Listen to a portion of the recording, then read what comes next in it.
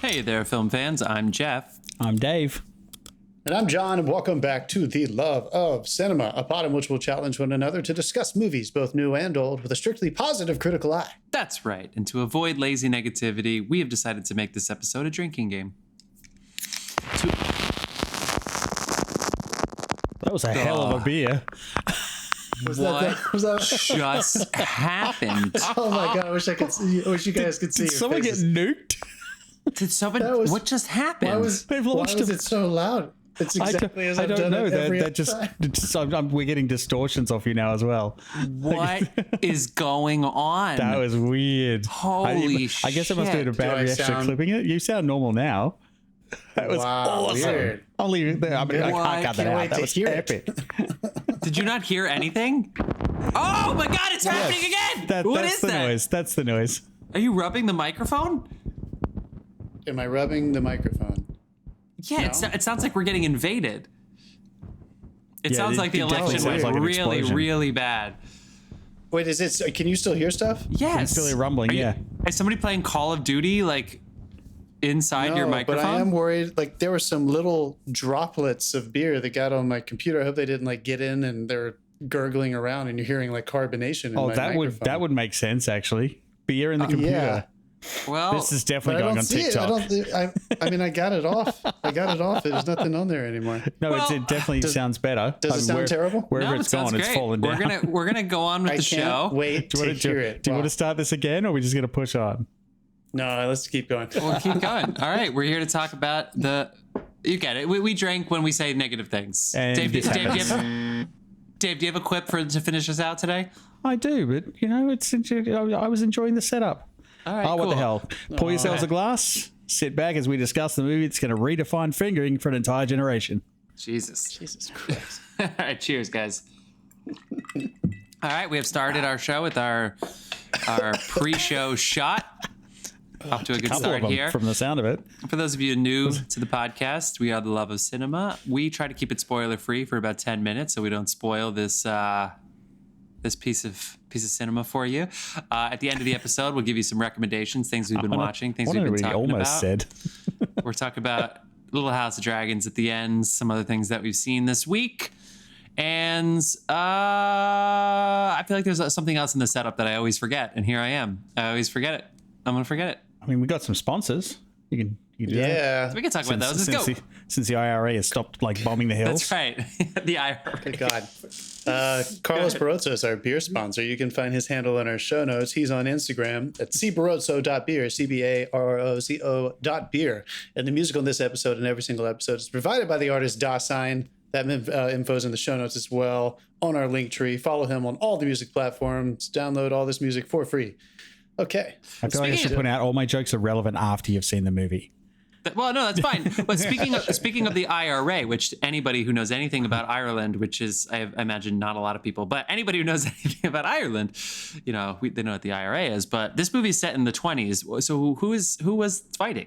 Who is it who is in the war? Well, it's the Catholics and the Protestants. Yeah, Still was- in the 20s, that was the- with bombs and things. So I think at that point, Their bombs and goddamn their it, we guns should- and their somebody guns should and have their pulled bombs, up- yeah. No, Somebody should have pulled up the wiki here, but basically that was before it was called Northern Ireland, right? It had not been separated by England at that point. It was just Ireland, wasn't it? It's got And then so they were, yeah. I'm And not, that I'm not part sure. of the island was beginning to want to rebel away from England. That makes And- sense. If any of you guys get bored during this episode, go ahead and look it up. Fantastic. Yeah. I'm sure I'm wrong, but I know that they were fighting with each other before Yeah. they were fighting. Fun. People, this is the Banshees of Inisherin. This is Martin McDonagh, written and directed. His first full feature since 3 Billboards outside Ebbing, Missouri. I think so. He comes from the theater. Before he was 30, he'd already had multiple shows produced on Broadway and, of course, in Dublin. Some of those highlights include The Pillow Man, The Lieutenant of Inishmore, The Cripple of Inishmaan. This is sort of considered, I don't think by McDonagh, but by others, as the third act in the trilogy of the... Oh, I just had it. What are those islands called? The Aman Islands? The The Aman Islands? I think it's the Aman Islands, which Inishmore It's gone. is the largest of, I believe, I'm going to keep calling them the Eamon Irons, and the people from Ireland are going to get pissed off at me. So he made that as a behalf play, of Ireland? Lieutenants of Inishmore. Lieutenant of Inishmore and Cripple of Inishmore are plays, and he says he does not. He says he does write specific to the medium, so he did not write this as a play at first, despite what you. So what was All right, I'll take what my is drink. the first? So what's the first installment of the movies of the trilogy? No, this is the only movie out of those. It's not really a part of the trilogy. It just happens to be set in the same spot. Okay. Because all of his, most of his Irish things are not necessarily set on the islands with small casts. Not a lot of sets, which is plays require very few sets, very few actors. Got to be practical, people. Okay, but we're not getting into the movie yet. We have to do our gripes of the week, right? For all of you out there. We like to just get some things off our chest. We set a gripe timer for 1 minute so that it keeps us honest. If you want to get to the movie, go ahead and press plus 30 seconds. But I have a feeling you want to stick around for these gripes. Does anybody in here have something they want to get off their chest? I have nothing this week. I'll give it a shot. I already kind of said it to you guys privately. But hit me with that timer. All right, let's go. Come on. Let it be known, this is the first episode of The Love of Cinema where Elon Musk now owns Twitter. And Elon, fuck you. This is one of your first days that you've had the job. And apparently you tweeted today that if some people are undecided voters, they should just go ahead and vote Republican. If you're kidding, that's not funny. And if you're serious, fuck you. That's all I got. Don't worry, he also introduced a ban on parody accounts unless they're labeled a parody account. Yeah, I heard that. So I heard about that. God has relabeled his account God Parody Account. Just in case anyone believes he's the real God. That's really funny. Off to a shitty start there, Mr. Musk. Go fuck yourself. So here's the thing. He's also been. He's also sent out emails to everyone he fired, asking a fair portion of them to come back.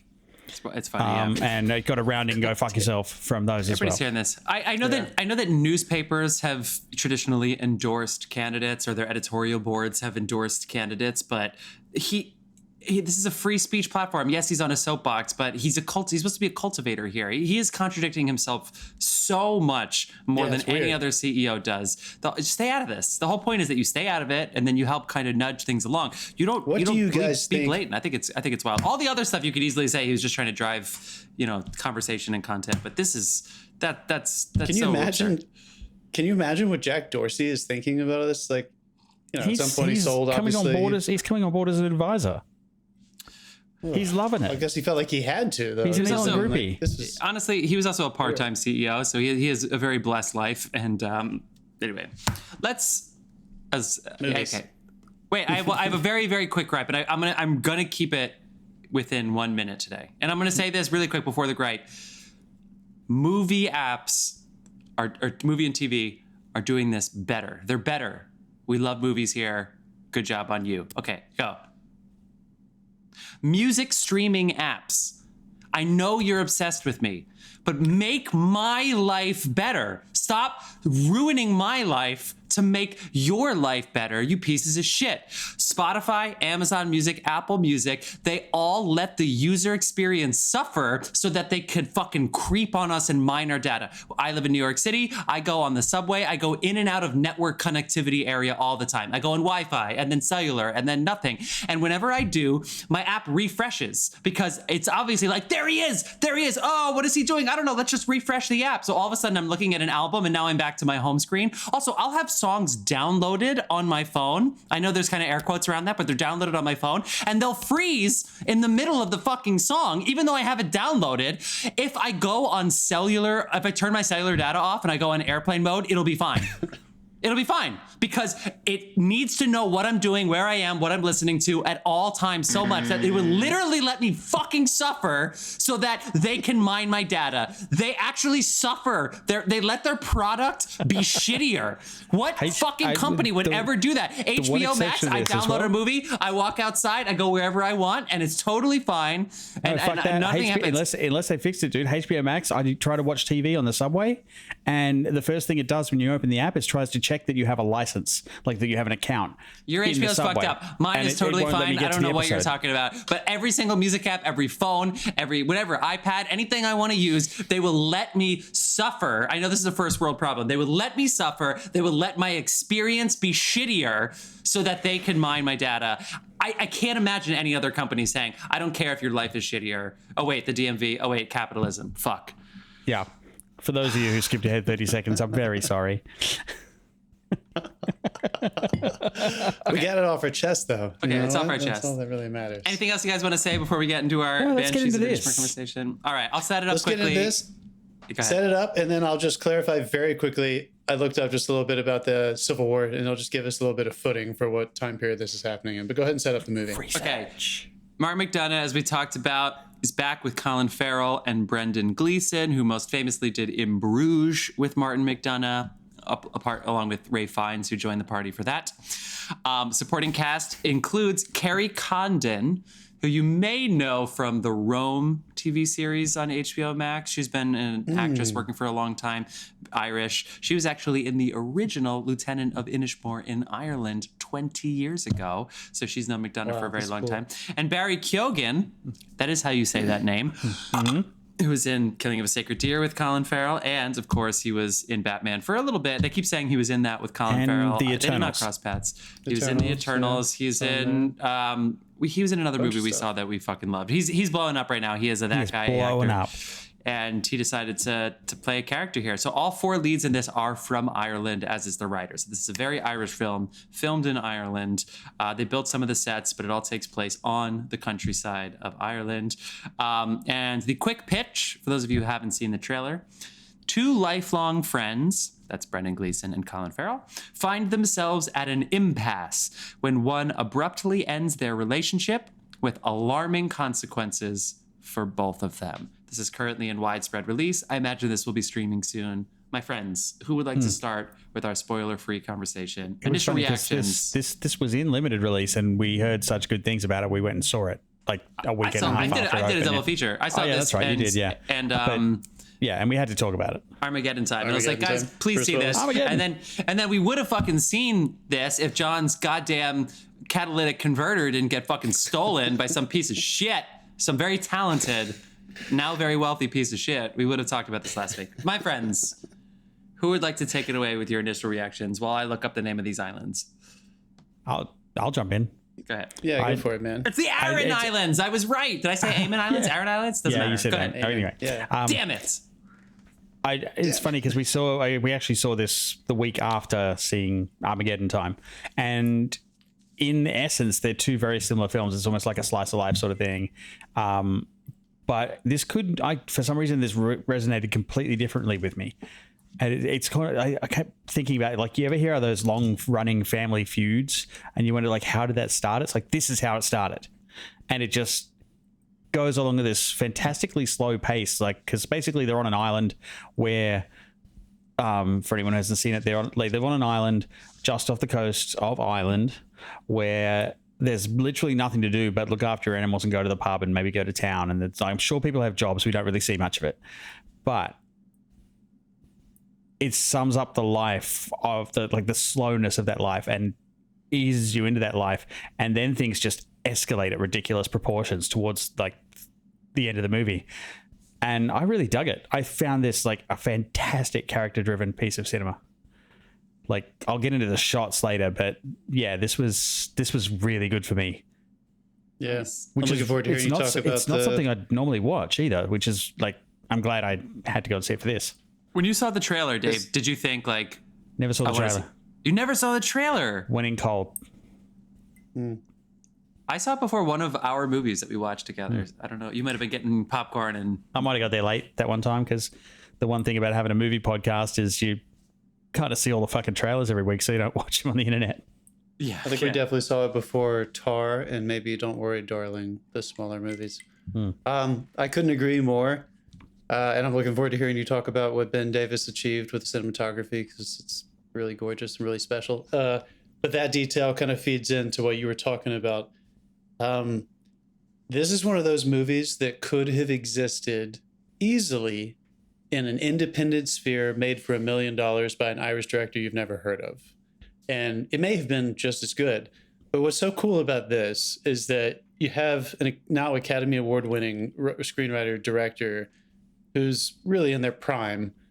And they said, you know what? I'm going to make this tiny little movie now. And I think people will come see it because I made it and they'll know these two actors. I feel like And this that's was exactly on, what's I feel like this was happening. on the list for a while. I feel like this was something he had locked and loaded. Yeah, I mean, you know what? A prolific writer like him will never know. He may just have ideas and scripts going all the fucking time. But I know what you mean. Like, I'm just excited that I saw it with Chris, who is unable to be here with us tonight, the assistant editor for Mandalorian, who's been on the show a few times, and we're just making some comments to each other. He didn't want to risk his career by coming on the show and having me try to break his NDA.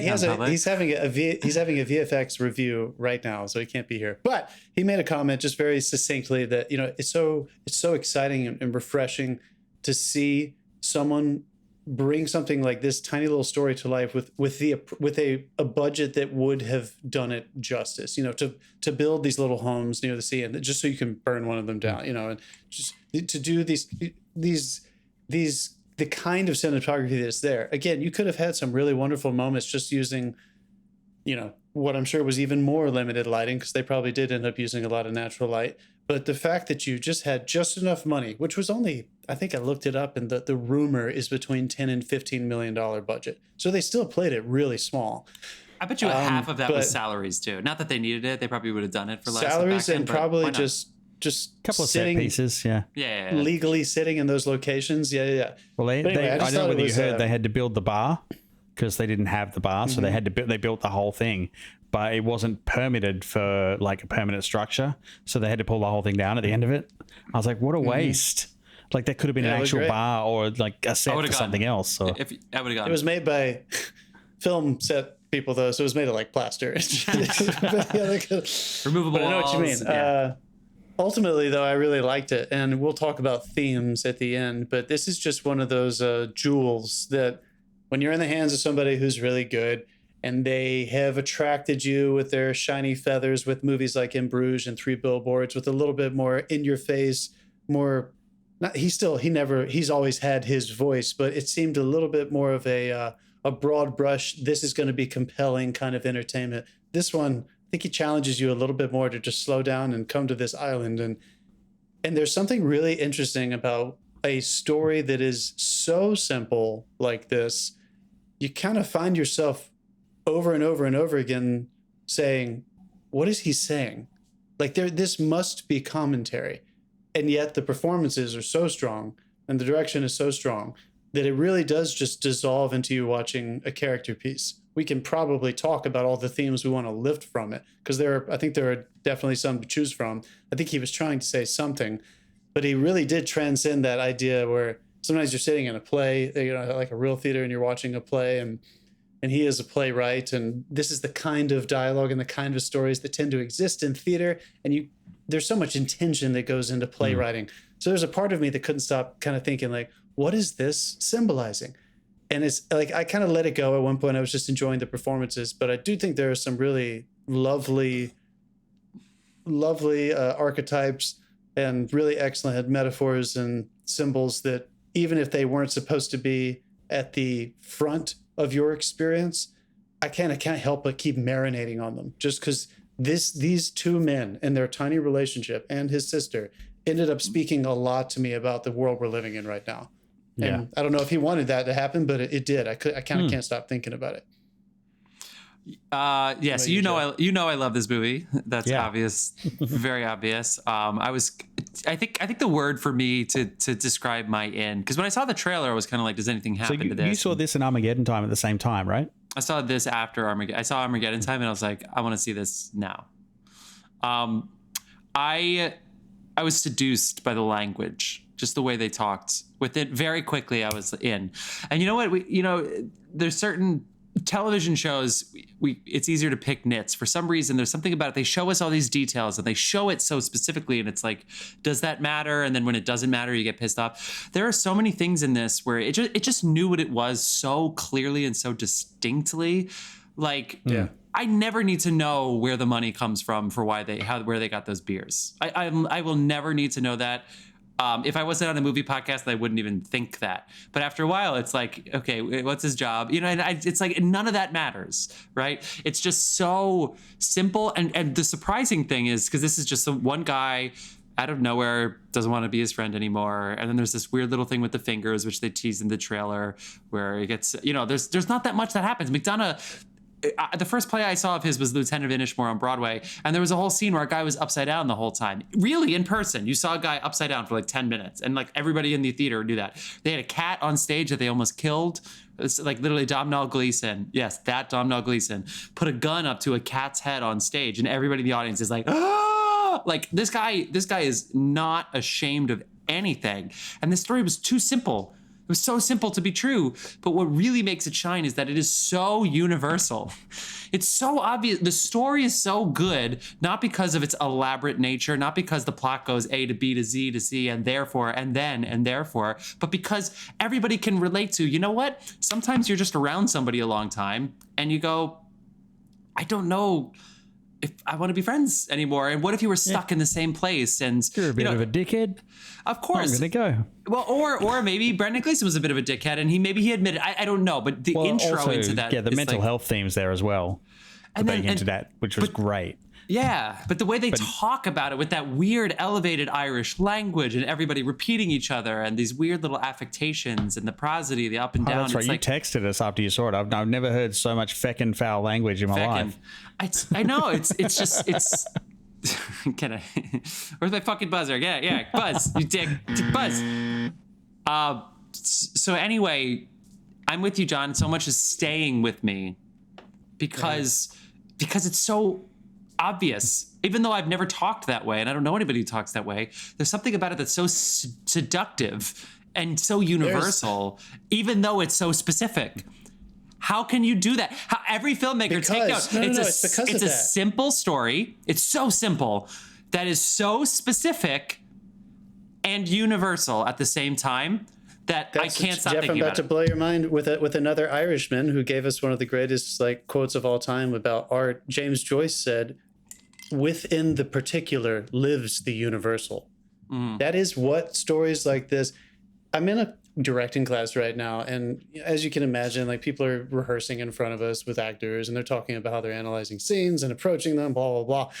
And what we keep coming back to over and over and over and over again is that if the directors and the actors don't understand that the specifics of the relationship of the two characters and the actors, if it's not clear, then the plot really just doesn't matter. The plot really can't be achieved in a deep aesthetic way. It can be achieved as intellectual information if we just present it, but you're not really going to care, and you're definitely not going to get to what you're talking about, which is like that next level where we're not even sure if it matters that anything happened to this movie, but we know exactly how they all felt about it. Yeah. You know what I mean? Yeah. And now that's why I'm bubbling over here trying to figure out how I feel about it, because it felt so fucking clear to me. I felt like I was playing that wonderful game of catch up. They weren't so far ahead of me that I was confused, but they were ahead of me the whole time with that specificity.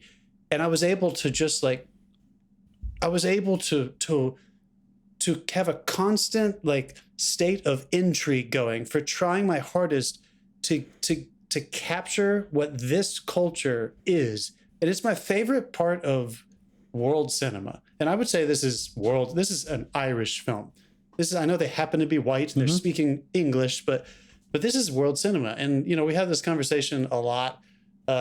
People, I think we've had it here on this show before. I hear it all the fucking time at school and John's in the industry. having it with himself right now. I am having it with myself right fucking now. Do you, I'll drink too.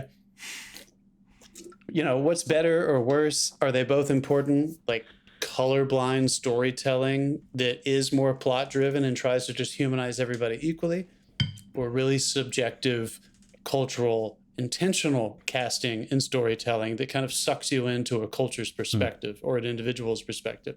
I think we know the answer. I tend to lean more toward the latter. I think they're both important. That might be a stepping stone to get to the subjective, but this is just one of those movies where I think it's going to surprise people about what you're saying. I love when you get those character motivations that aren't apparent until you've seen the whole thing, and then at like 3:00 in the morning you wake up and you go, "Oh fuck me, it was this," or like you get these little nuggets after the film. It still affects you like hours later, and that's when you know you've sat through something that's just masterful. What's the best thing in plays, which he did write this for a film, so I don't want people thinking that this movie could have been a play. We say that all the time. This would have been better as a play. This would have been better as a TV show. This show was a film. Could it have been a play? Yeah. Sure. But this was a film. It's shot. It was written to be shot It would have been brilliantly okay for as these a two play. actors. It was Sure. brilliant as a film. Yeah. There are certain lines. I'm not spoiling much. I'm teasing. I'm not spoiling. But the line, which it's easier in hindsight, but even without the hindsight of this Kerry Condon's character just saying, "Don't you ever get lonely? Don't you ever just get lonely?" And he goes, "What's wrong with people?" and walks out the door. And just that little interaction, it's like, I feel like I could unpack that for the rest of my life. Just those two lines back to back, because the whole show, because what a mediocre film would do is they would pound it into the ground. They would try to earn it. The whole movie, they would be like, we need to earn this line because it's going to come back and I bet you it's going to bite one of those characters in the ass. So we're going to really lay it in. We're going to sprinkle it in. It's going to be so brilliant. That Lord of the Rings show, it's going to be so clever, right? We're going to get everything in here. And it's like, it almost seems like it comes out of nowhere because it's just so natural. Because it really just comes from the characters. It came so naturally. You weren't even distracted by it happening. It was just, this was their life. Those were their feelings. You were literally, like, the camera was you following them around as the third person, being a part of this feud that develops. The last thing I will say, that was, in terms of one of the themes that, and I don't want to like open this up too much right now, but there were so many lines like that, and I couldn't help but wonder if, like, are these characters kind of expressing these things about how they feel, especially about loneliness and despair and what it means to have to maintain like relationships and the quality of your relationship with yourself and with others. I did feel like this town was like, people were saying things like that for the first time. So they were coming out, not in these like heightened dramatic spaces. They were coming out in this kind of crude, stumbly way. And everybody was kind of hearing it and taking it in for the first time. And it seemed strange, I guess, outside of like the priest confession scenes. I know what you mean. I still think that, like, confession scene, I'm going to talk about that in a minute. Yeah. I still think that, I know what you mean. Like, they weren't like to earn it. Like, I know what you mean when you say that, but there were a lot of like stakes around her finally choosing to say that at that moment. And the fact that it was delivered so casually and he dismissed it so casually, we know that he didn't dismiss it so casually, right? And like, it carries through for so long, and then it does eventually. So there were just so many.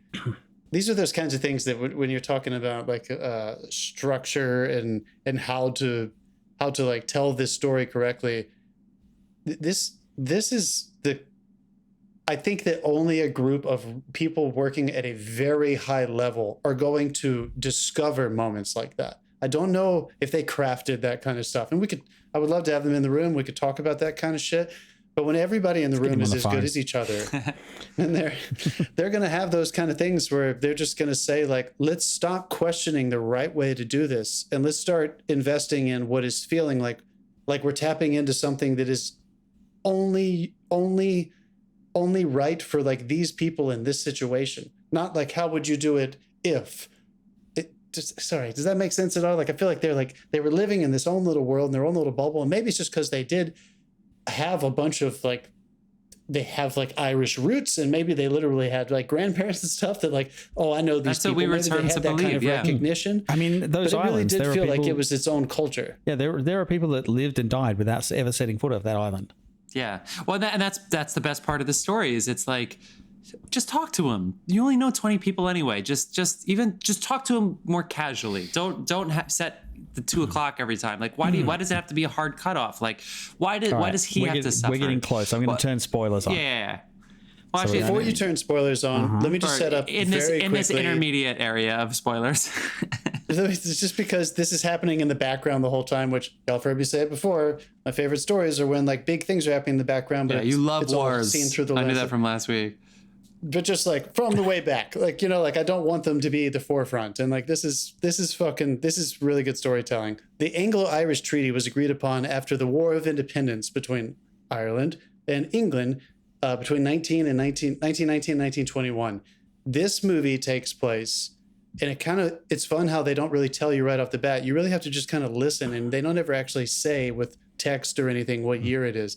This movie takes place during the Civil War after that, it's called the Irish Civil War. And it was basically between the people who were pro that new government that had some kind of relationship to the United Kingdom, and people who were totally against it, the IRA, who wanted Ireland to be its own thing. So this was a civil war after the war of Ireland against the UK. And I do think that it doesn't, you can just say, generally speaking, there's war going on over there. They make a lot of general comments about who knows what they're fighting for, but I hope you win, or they make a few fun, like comments like that. Mm-hmm. But I do think the specifics play in even more to the fact that you kind of can't not talk about the feuds within Ireland's culture and government and system, and not have some commentary on these two people. That was also a great device to put them in the bubble that they were in as well, because this was happening across the channel. It's not island life. Yeah. Like that's happening somewhere else. It's like, so let's turn the spoilers on. It definitely gave it like an ominous threat on the horizon, that sort of thing. But yeah, I'll say one other thing which I really like too, which is, who cares if it's spoilers or not? It's not a spoiler, but the term I haven't activated it yet. The term banshee, which they sort of mention in the movie for a minute. Honestly, the title again, it matters as much as you want it to matter. Yes, it obviously was carefully chosen. They make a joke about it, but in the movie, but it actually it's short for Banshees. It's anglicized from Banshees, and apparently it's an old Irish thing. And I heard McDonagh talk about this in an interview. I'm not just reading it on the IMDb trivia, but it heralded in people of death of the family usually, and it's these spirits that, and it was usually a loud yell, but it wasn't meant to be frightening or scary. It was sort of fetishized by Western culture in like a Halloween tradition to be spooky, but it was kind of an announcement, and it was sort of a mourning, the banshees of the death. And we love in American cinema, and it's almost satirizing, like, if you say somebody dies, people are more intrigued. But for some reason in this story, that didn't, the idea of the banshee thinking about death and things, that didn't affect me at all. I wasn't rooting for people or anything like that. So I think it was very well chosen. But the main takeaway from my speech here is that it's folklore. So even though it seems so slice of lifey and that we're in their rooms and we see them and it's real, it is it's folklore, like great Irish stories are. It's somebody else. John, you're saying a different film. They should make it anyway. Make the film, change the dialogue, same story. Like, why not carry this on? It's just, there's so much to mine from this that the same story will travel centuries. Well, before we move into spoilers, let's do it. God, that's a gush for all of us. I got the 3-button gush now. Okay, I digress. All right, spoilers. Let's kick it back to you, because the coloring of this movie, obviously the production design, the set design. John, I know loves the Tarkovsky of burning the building down and having the timing that and everything. But Dave, this movie was gorgeous. Talk about Ben Davis specifically, just because the sound. Soft movies don't get the sound credit they deserve, but you felt like you were there. Sorry, John. Yeah, I'll definitely get to the sound. But Dave, this man has had a gigantic career. I know. When I'd heard the name, but I couldn't associate it. Like when I saw the credit come up, I'm like, where do I know him from? And then I looked it up, and I'm like, fucking hell! It's a mile long, the list. Like, and big shit like Guardians of the Galaxy, Doctor Strange, 3 Billboards, Best Exotic Marigold Hotel. Like, it just goes on and on. It's like a page long, and the thing with this is, again, like, you can't tell whether they use natural light in some of these shots, like whether it was like a rig setup or whether it was just all natural light. Obviously, at some points there were stuff fed from electronics, because some of that stuff had like roofs on it, and you weren't getting that without some help. But it was so well done, you couldn't tell. So there were some really the entire cinematography was completely unobtrusive and completely a person just wandering through the story. Yeah. And there were so many interesting coloring moments too, where I did feel like they colored some, but not just lighting. Like, it did feel like maybe in post they chose to have some moments feel much more saturated or grayed out than others. Yeah. And well, whenever I'm not even sure if I was able to connect. Whenever they're going for comedy, the color will creep in a little. If there's a laugh involved, the color creeps in, just to make you feel a little warm and comfortable to laugh. And then when you get back to the bleak stuff, the color will bleed back out again. That's usually, and I did notice that as well, like in the church, that confessional scene that I mentioned earlier, where they're just fucking swearing at each other in the confessional. Wet myself laughing in the theater. But yeah, that is like, if you look at that, like the wood grains are there, and then it's not as bleak as everything else. The shop, when she like refuses to tell her the gossip, is just a little bit more saturated than other things. So yeah, it was some of that is to like bring you out of the bleakness so that you're comfortable to laugh, and then they pull you right back in. But the rest of the time, a lot of it was just the environment lending itself to that, because that palette was beautiful. I mean, they found so many beautiful places. Costuming, I think it's such an obvious choice, and it was totally in line with her character, but keeping Kerry Condon in reds and yellows was just so, it lent itself so well. And there were so many wides where you would kind of, they did an amazing thing for me where she was consistently in that color palette, but I only noticed it when she was in contrast to other people in wide shots. So there was this really interesting thing that was happening whenever I was tight on her. She has a lot of red in her skin, in that beautiful white skin, and she has a little red tint to her hair. So, like, you know, I didn't think about it maybe so much in a very useful way when she was in mediums and close-ups. But there was something just so refreshing in this dark, terrible weight of this story, that she was so alive in whatever society shots. Well, she was in conflict. She was in conflict with the whole island. Like, she was the voice. Yeah. I was, as soon as I saw her, I was just waiting for her to arc up and go like full Irish woman. Well, and she did not disappoint in the couple of scenes where she just told the fuck off out of everyone. But like, great. Yeah, she was in conflict with the whole island. She was the one who wanted out. She wanted to the mainland. She kind of wanted something more, whereas everyone else was content to live their life on the island. But she wanted a little bit more. I agree with that, though. I'm glad it wasn't a story where she wanted that from the beginning. Yeah. I like that it was an opportunity presented itself, and she had to make a choice. It would have been a little bit... But they kind of hinted that she was discontent and that she clashed with everything. For sure. Yeah. But I feel like... and again, maybe it's me projecting a little bit of this onto the Irish story, but because of everybody else around her, I also felt that a lot of these people had this kind of quality that was just integral into their culture, where we don't belong off this island. You're supposed to deal with the simplicity, the despair, the tiny chats, these little chats, this chatting, getting you through your fucking life. And the fact that she didn't, and she mostly tried to read more, you know, even trying to get her to the pub, like obviously they were setting those roots in there. But I really, really, really appreciated that it wasn't her from the very beginning applying to get that job. Yeah. I loved that it kind of came out, and it made her life a little bit more difficult. She hadn't already made the decision to leave if she got that opportunity. The yearning was there. I know what you mean. She was then faced with the decision, do I act or do I stay? Do we know what the job was? It was in the library. The library job. Yeah, I would think it was a librarian or like a researcher. Like it was just working at a place in England. I just thought that was so great.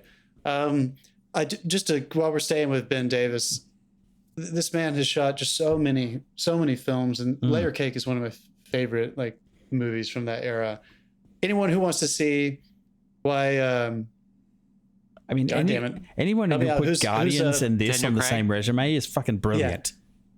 Yeah. I mean, yeah. So we'll get there in a second. Anyone who wants to see why Daniel Craig became James Bond, go watch Layer Cake. Like it was his audition for that movie for sure. Like it was like what opened the door. It was such an exciting film. But then his career kept going. He did kind of get sucked into the Marvel machine, and he made the most of it. He shot a lot of the really, a lot of the big ones in the middle of their, prime.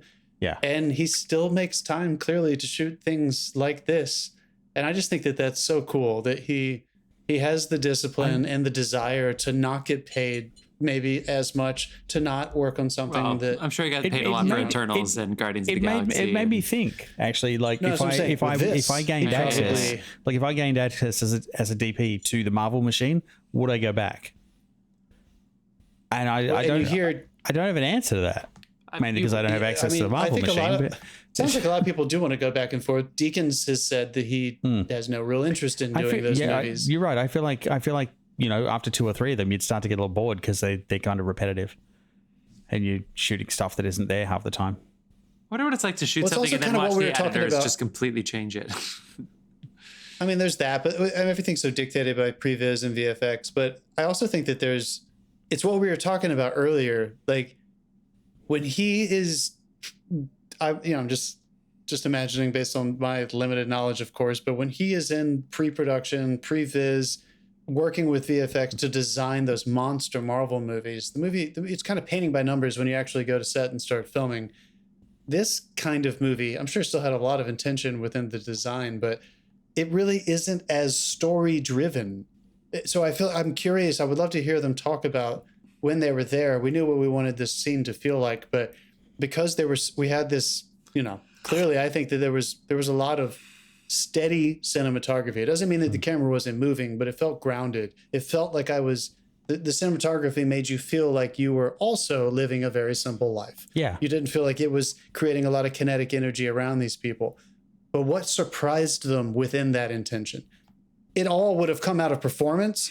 It all would have come out of character, which doesn't exist in those Marvel worlds. So I love that he's just trying to scratch these itches because, in my opinion, this is the kind of movie that might make you better at filming the next Marvel thing. Yeah. You're going to find something in this that doesn't exist in how do we make that explosion look as sweet as possible.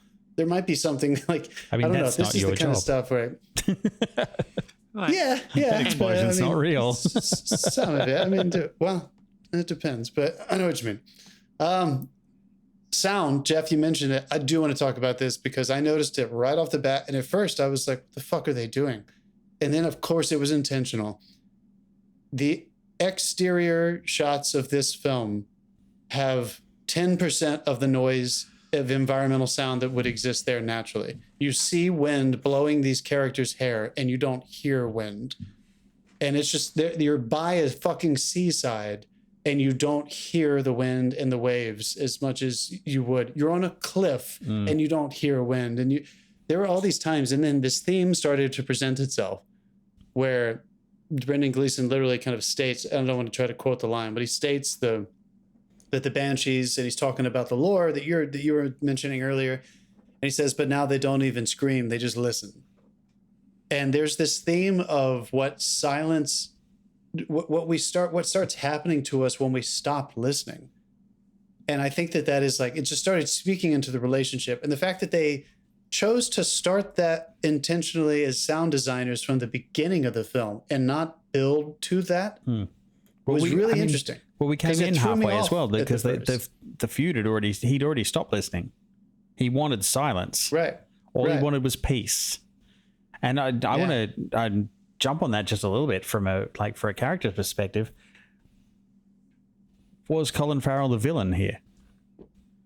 Was Brendan Gleeson the hero of this story? All he wanted was peace, and no one would give it to him. This guy wouldn't go away. And so, all right, if we're going to open up the theme conversation, for me, the one I keep going back to is that, in a sense, both of these men were villainous because when feuds happen on a small or large scale, it's the innocents that get hurt. Who are the two things that end up dying from this? A fucking donkey. Yep. And donkeys in the world of animals kind of represent the not smartest animal. And the dim-witted kid in the story who had always been a victim. They establish over and over and over again in all these terrible, new, disgusting ways of the abuse that he lived with daily from his father. And they are the only two people to ultimately die from this. And so that was all I couldn't stop thinking about when I left the theater. It's the innocents that get hurt. The way they navigated this feud made them both antagonistic. And I want to hear if you guys have some others, but that's the one that it's keeping me up at night. I'm just like, God damn it, he fucking nailed it. It was nonsensical. Right. Their disagreement. It didn't even matter to me. And I don't even know if it really mattered to them at the end of it. Like it literally became a matter of pride on one side and the refusal to accept reality on the other. I don't know. Maybe you can help me figure out a theme to this, but I think what's fascinating is that at the end, Colin Farrell doesn't want to hang out with Brendan Gleeson. He'll kind of play nice then, but he's like, fuck you. And it took him, look what it took him to get there. And so it's almost like, it's almost like, why do you have to ruin somebody else's life to, like, is it worth ruining somebody else's life for you to, is having peace and quiet antithetical to the human experiment? You know, obviously it's okay to be monk-like and it's okay to be in your own place, but we all exist together. So if everybody became silent, if everybody became sedentary, we would all be miserable. So I'm not picking on Brendan Gleeson here, but the lesson that Colin Farrell is the lead of this movie if you had to choose, because he has way more screen time and his arc is just a little bit more clear. Even though Brendan Gleeson, after the donkey dies, goes, okay, I admit I went too far, and it's like no. I think that's brilliant writing that they actually gave Brendan Gleeson the arc as opposed to saying, well, I told you. Like even the bartender was like, look, he cut off his finger, right? Your forefinger friend, right? So I actually like that they gave him the arc, but the lesson seems to be to accept that life sucks. He didn't accept that. So what makes him wrong in this situation? Why didn't he just accept that his life would suck more? So I don't have a theme in that necessarily, but yeah, that was my biggest takeaway. I mean, Brendan Gleeson's character, his was a journey of mental illness. He had the despair. I guess. I don't want to say that's too easy to say because mental illness is such a big thing. Not just that. Like it was a very complex mental illness. It wasn't like he was suicidal or like depressed in any way, shape, or fashion. He just realized that he was getting on in life and he hadn't really accomplished anything. The reason he had accomplished anything was because he was doing the same thing every day.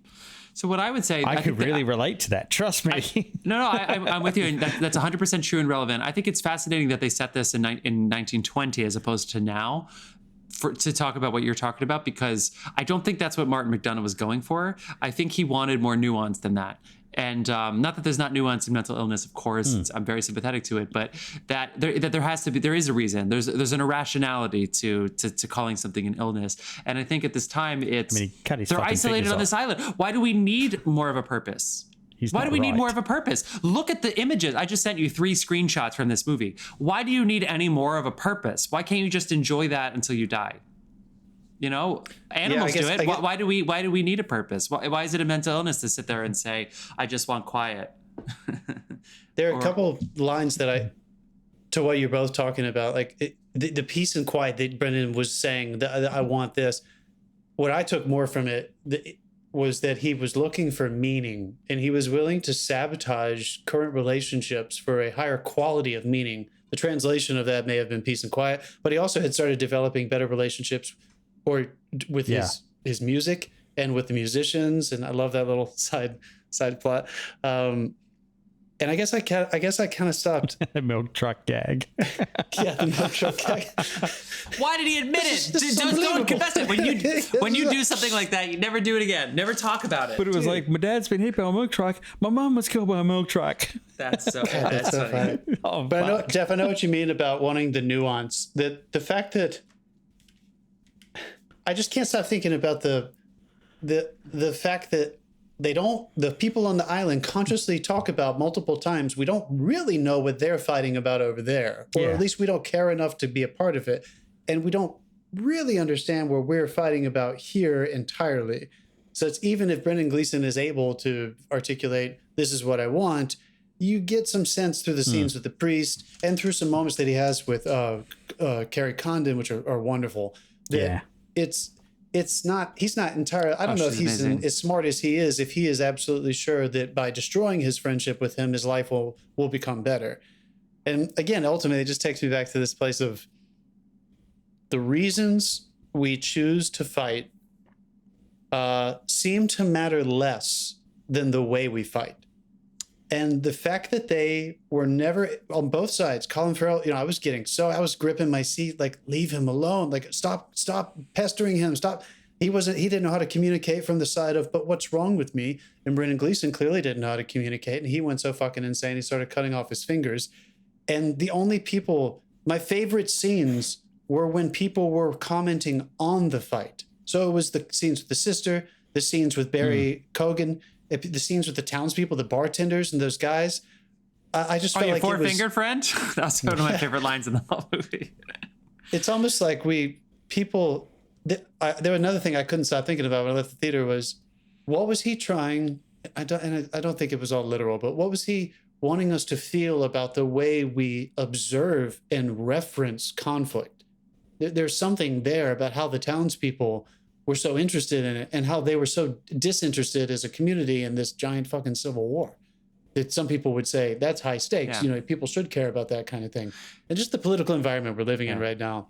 And we're in a constant state of conflict where we're not communicating with each other. We're not I don't know. I think that there's something there. Maybe because they didn't have Facebook or Twitter or all this crap where they didn't have that news cycle shoved down their throat every day. So they knew something was going on over there. I love how the woman that was going on over there. The woman who worked at the post office dropped needed the gossip. She's like, this is my job. I get the gossip. I tell people what's going on. She was Twitter, yeah.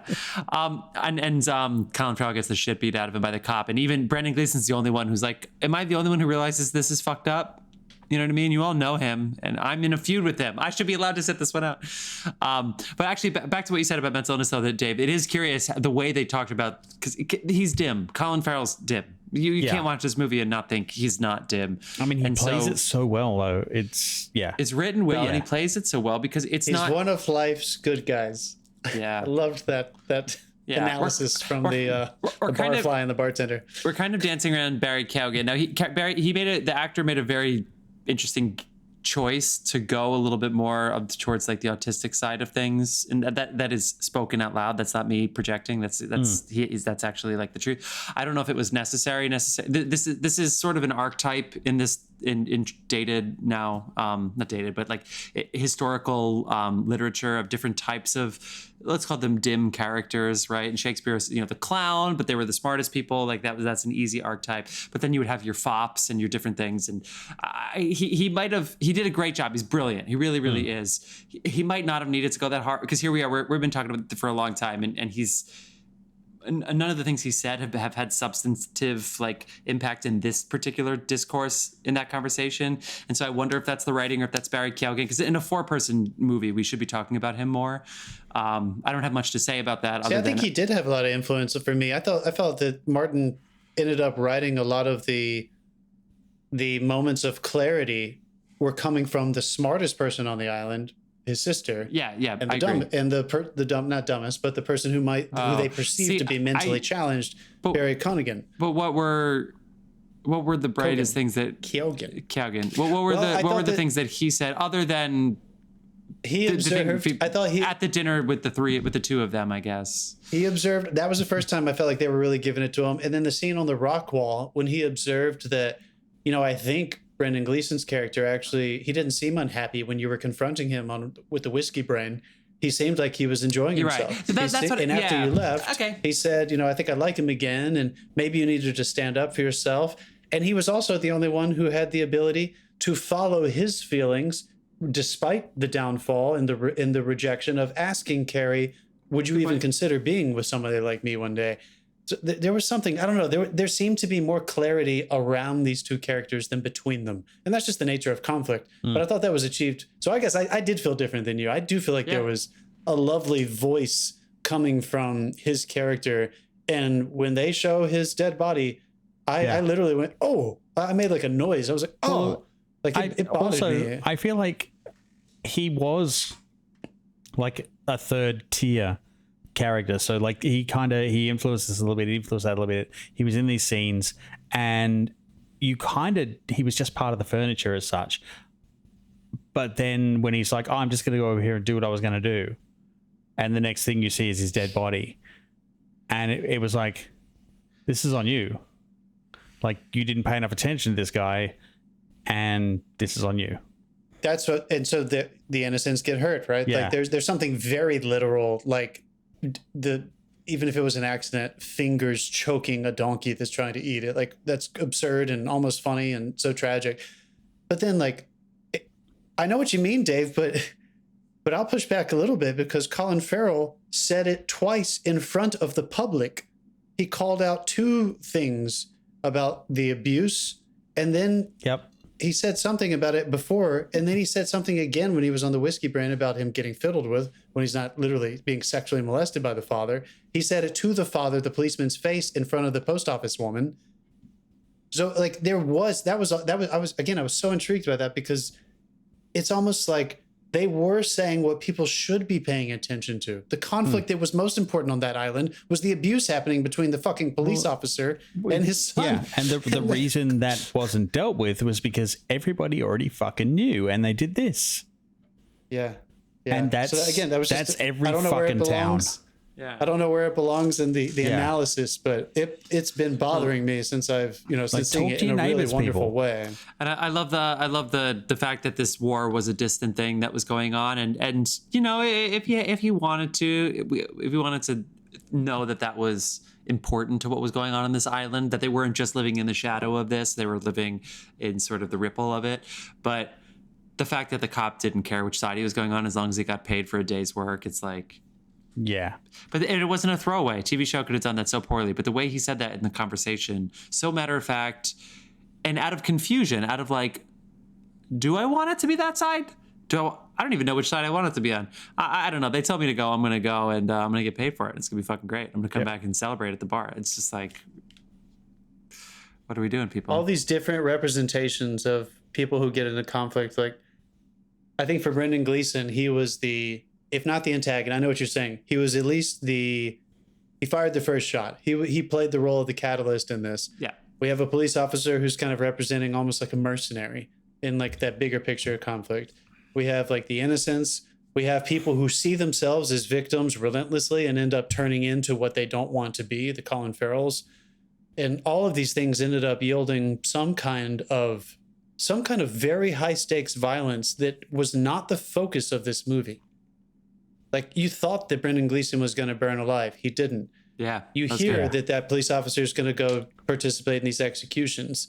The donkey ends up, dying. And of course, that's really sad. Jenny is the name of the donkey. Jenny. The sister ends up leaving. It's Jenny. Yeah. I also love that, leaves. Like, they don't go into the feud developing.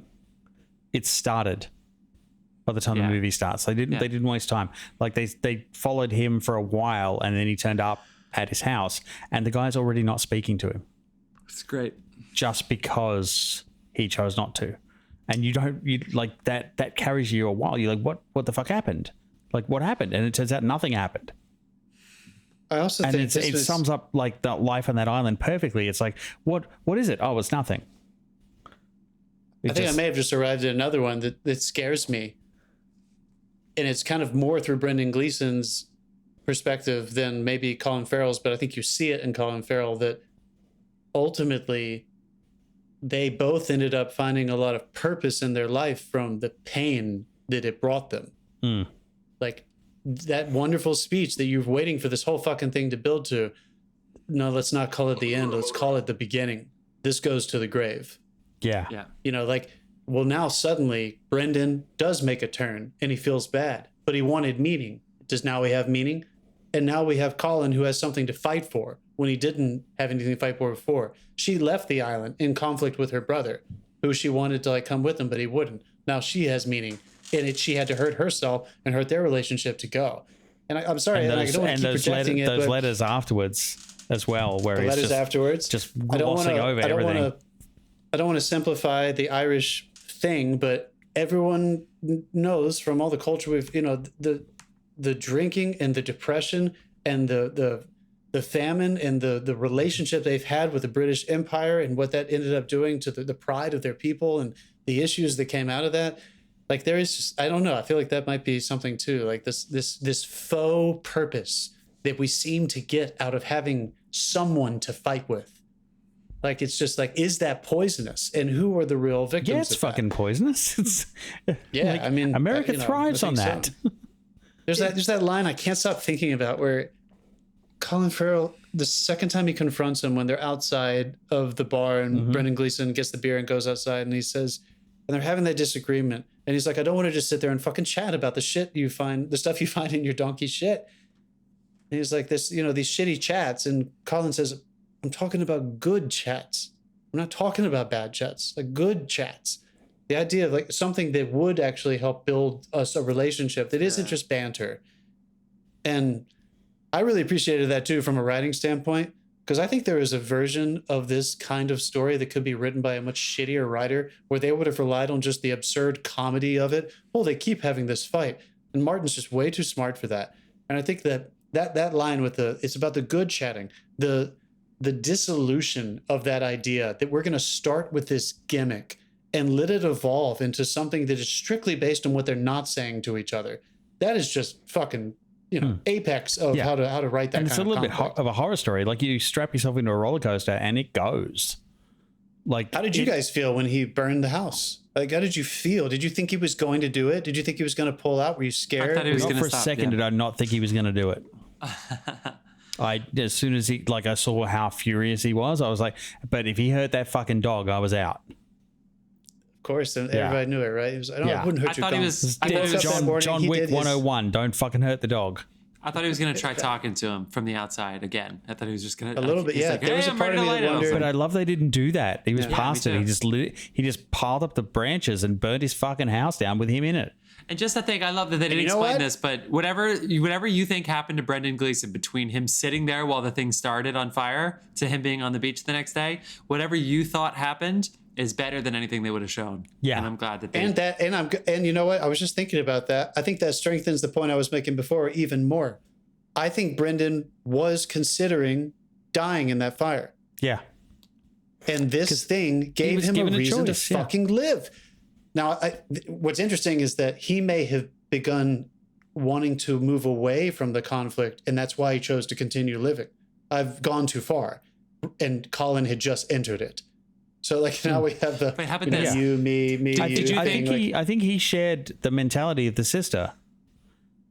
Like Brendan? He got to the point where there was nothing new, and like anything new he tried stopped. Like as he tried the music stuff, and they put but he got though. I love that I love that he got got, and she could have gone even further with the Mozart stuff. And I'm glad she just said like it's the 18th century, not the 17th century or whatever it was.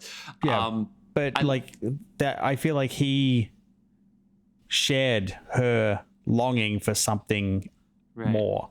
But he couldn't leave. You're right. That's what that feud gave him. It gave him something interesting, something more, something to focus on. Did you think he was going to ask to stay in her bed after the house burned down? Did you say like, hey, I need a place to stay and I know Siobhan's gone? Yeah. I thought that was going to happen. Dave, I love that you pointed that out because another one of my favorite exchanges is when she says, sorry, let me pull that thing up because that was, it was so well said, where he's having... I think he's already cut off his first finger, and Kerry Condon is in her house. For some reason, he came there, or she went to go see him in his house. He says, "Don't you ever feel like you're?" He says, "Sometimes I feel like I'm just entertaining myself until it happens, death." And she's like, "I don't know what you're talking about." And he says, "Yeah, you do." Mm-hmm. And then she's out of there. Yeah, she gets the letter after that. Yeah. So there was that lovely. I love that she didn't want to have to wait for something. It's insane. To actually make her think that there was something to live for. All these things may have been preventable. Even Brendan Gleeson's initial thesis. You shouldn't have let yourself get this old and have this fucking epiphany, bro. Like part of it was that you allowed your lifestyle to take you to a place where you're so convinced I've wasted so much time. I need to kill all my darlings to try to carve out some meaning. But, like all of these things seem so intentional. Yeah, this thing was really brilliant. Let me ask you guys one last question because I couldn't stop thinking about this when I was in the theater too. Yeah. I felt like both these guys. I have been both of these guys in my life. In some extent, I related to both of them. Oh God, I've bet my entire fucking life down at least twice. Yeah. I have felt like the dumbass who was trying to catch up and was like, but what did I do? And I have felt like I'm so bored that I want to remove myself. And there's something so negative inside me that my only answer seems to crush this person just so I can carve out something better. The idea of this, I think that is just another good testament of writing. Like, did you find yourself resonating with both of them? Yeah. That was my opening statement. Yeah. Yeah. Well, really quick. Do you have a favorite performance? Not that it matters. You can pass. I mean, every movie he's ever been in, I think Brendan Gleeson is like one of my. Yeah, true. He's so good. He's like, I love Colin Farrell, especially in like the last 10 years. These risks he's taken. I like his work with Martin McDonagh, but I know Colin Farrell's acting.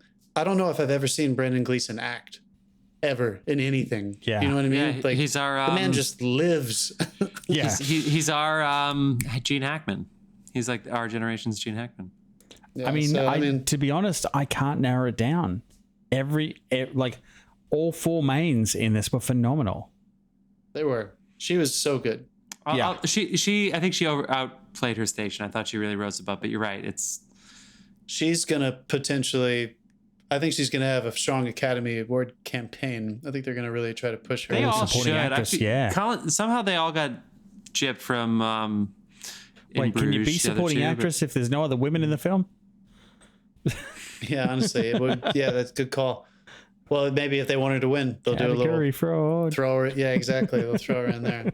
And I did like Barry. I don't think you liked him as much, but I did enjoy his I performance. love Barry Keoghan's No, performance. I liked him too. I was just curious if Dude, the choice that- to be autistic in the 20s was a bold one that he made, and I was wondering how it affected you. Yeah, I feel like he's becoming a force to be reckoned with. Like he's gonna be phenomenal in whatever he does. Yeah. He's gonna be one of those people you go to see because he's in it. I feel like I read so weird recently he looking. was on the short list for a big role. Like it was like between him and somebody else for like a big, like a Chalamet level like role for something. But I don't know what. I can't remember. Yeah, I could see him those two going back and forth. Okay. On your list of McDonoughs, is this near the top? Do you know? Does it surpass? I rewatched In Bruges, which I'll talk about in a second, but I think In Bruges is still my number one, but I really, really, really enjoyed Three Billboards. same. And there was a part of it that did not touch me. Like, I think I felt like the world was falling in love with that movie a little bit more than I did. And I think this one swept me off my feet in such a surprising way that maybe I'm just in the midst of my honeymoon period with it, but this really felt like singular to me. This felt very special and weird, like a weird movie to me. You want to hear something In a good horrendous? I've never seen either of them. Yeah, you should watch it, man. If you liked his writing, you should watch everything. But Yeah. definitely those two. I mean, In You would Bruges, I like- kind of wanted to watch, but I never got around to it. And Three Billboards, I don't know why. I don't know what skipped it. you're you're gonna I mean, you're gonna laugh your ass off at In Bruges. It's so funny. Oh yeah, I've heard. But you will, Yeah. but you will laugh your ass off at Three Billboards on some of the stuff that she does. When she goes and she like kicks the bully in the balls, like at the high school, like you might. She just goes up. She's I'll like, probably "Hey." laugh at She's that. like, Yeah. I'm grabbing Yeah, your nuts. I yeah. feel like you might. All right, let's wrap it up. People, it's time to now get into our final segment. I almost came up with the jingle this week and then I forgot to do it. You guys, we are talking about what you've been watching. Our final segment, we tell you what we've been watching. Dave, we always like to start with you. How has your week been? What have you been watching? My week has been very busy. I mean, I'm recording the show on the back end of a 17-hour day. Fuck me, dude. Yeah, right. I was up at like 3:45 or 4 o'clock or something this morning. Holy shit, dude. It's currently 11:19. If anyone's curious. What I did watch this week though, because like we've been doing that little sharing thing with the family with Hulu, and we decided to finally get our own Hulu.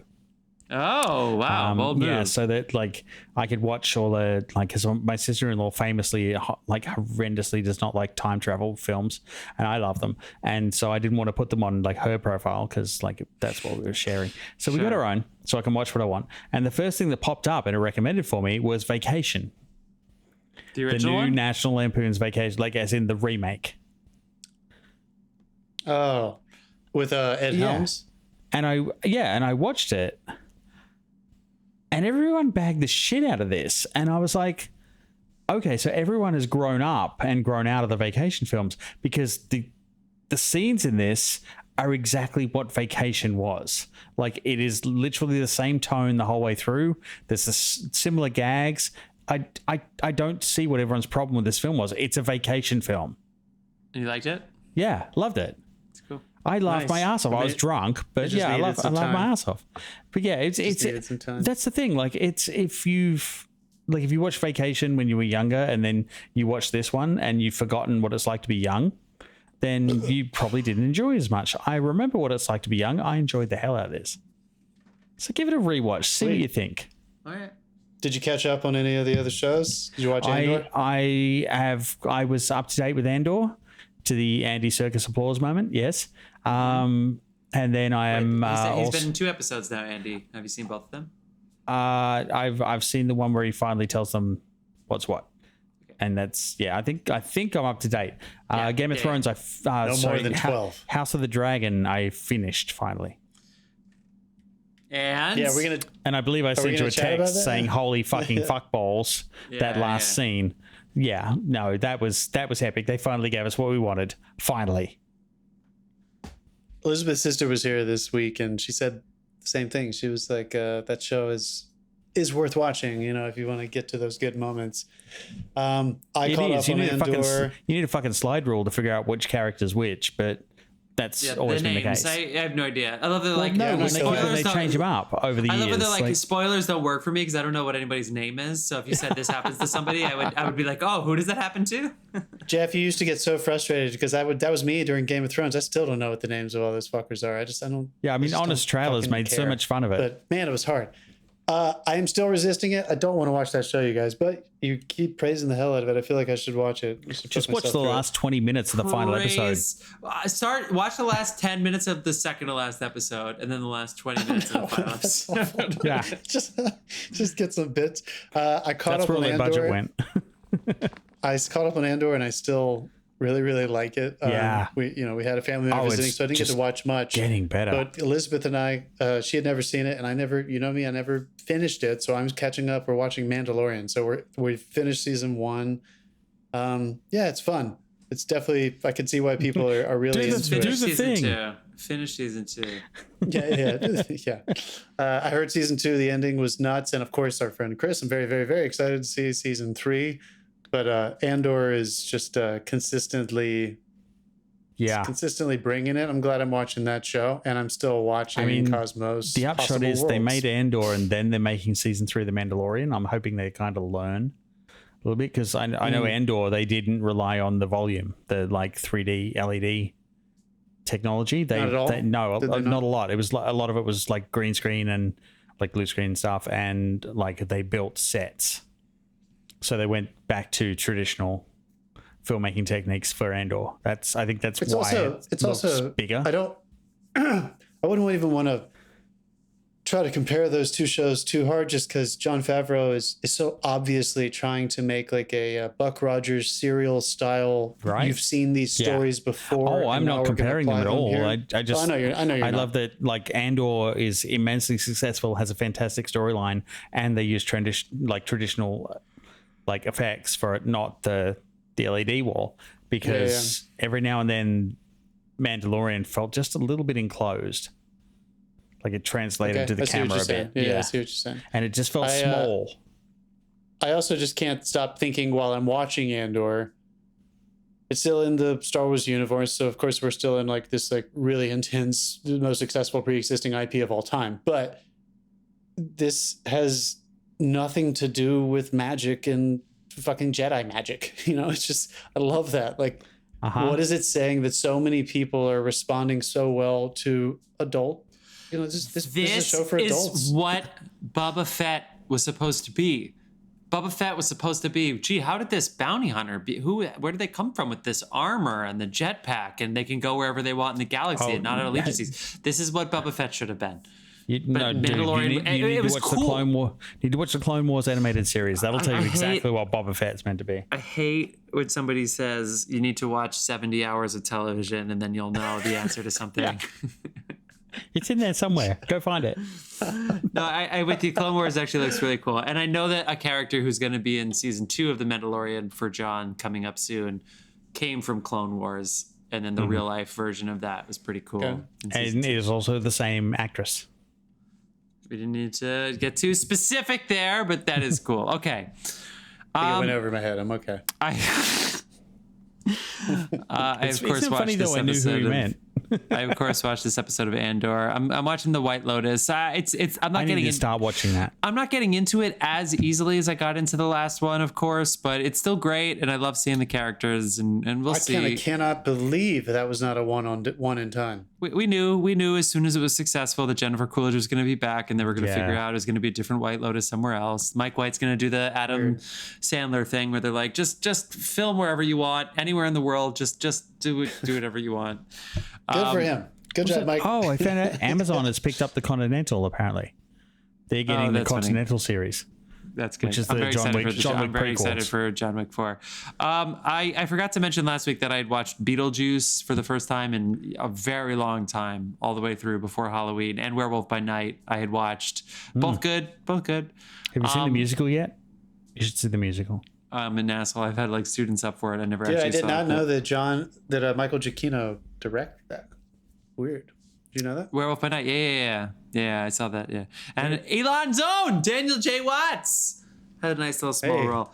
I don't think I saw anything else. I think I had a pretty light week. I think I rewatched a lot of Robin Williams' Come Inside My Mind, which I had already seen. That was you? I was looking at that. I was like, who watched that? That's a good documentary. I just, I was looking around for things and I was like, this is what I want right now. And so, I get to do it. I get to do whatever I want. I'm a full grown person, Oh, wait, I watched the Guillermo del Toro. I started the Guillermo del Toro. I was a Manny, which is a male nanny. I didn't need the qualifier of what gender I was, but I started it because somebody that I had nannied for, I wasn't a nanny for very long, 2 weeks, was in one of the episodes and I watched it. It was fun. Payoff, they really cut us short. All of a sudden, like 3 minutes and the episode was over. I was like, what? We just got... But it's very, very fun. It's good visual storytelling. So yes, the Curiosity, the Secret, whatever the fuck that... Where is it? Cabinet of Curiosities. That's Netflix. Of course it is. Netflix. Okay. Netflix is about to come in hot. They're dropping shit left and right. So get ready, folks. Okay, cool. That's it. Thank you so much for... Warner Brothers, you doing some weird shit? All right, yep. Thank you so much, ladies and gentlemen, for joining us on our Banshees of Inisherin podcast. You know what I mean. Inisherin. See you next time for another Love of Cinema podcast right here. Anything Irish right. Feckin' hell.